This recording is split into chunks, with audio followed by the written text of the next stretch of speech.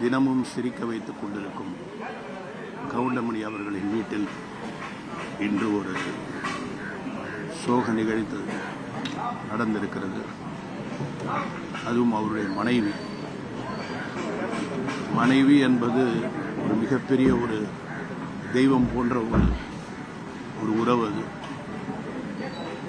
40 ஆண்டு காலத்துக்கு மேல் ஒரு மனைவியோடு இருந்து அந்த மனைவியோட மரணத்தை எப்படி ஏற்றுக்கொள்ள முடியும்? இருந்தாலும் மனிதர்கள் நாம், மரணம் என்பது எல்லோருக்கும் உண்டு. அதை இன்று அவர் மிகவும் ஒரு சோகத்தோடு அவர் முகத்தை பார்க்கும் பொழுது மிகவும் வருத்தமாக இருந்தது. எப்பொழுதும் கலகலப்பாக ஏதாவது ஒன்று பேசிக்கொண்டிருக்கும் அண்ணன் அவர்கள் இன்று மிகவும் சோகமாக இருப்பதை பார்க்கும் பொழுது அந்த பிரிவை நம்மால் தாங்கிக் கொள்ள முடியவில்லை. அவருடைய முகத்தை பார்க்க.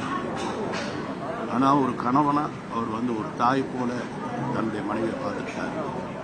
ஏன்னா 4 வருடங்களாக அவங்களுக்கு ஒரு நடைபெணமாக இருந்தாங்க.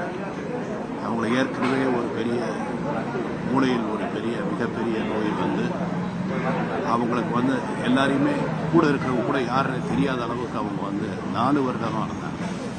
2 நர்ஸுகளை வைத்து அவர் தன் மனைவியை பார்த்துக்கிட்டாரு.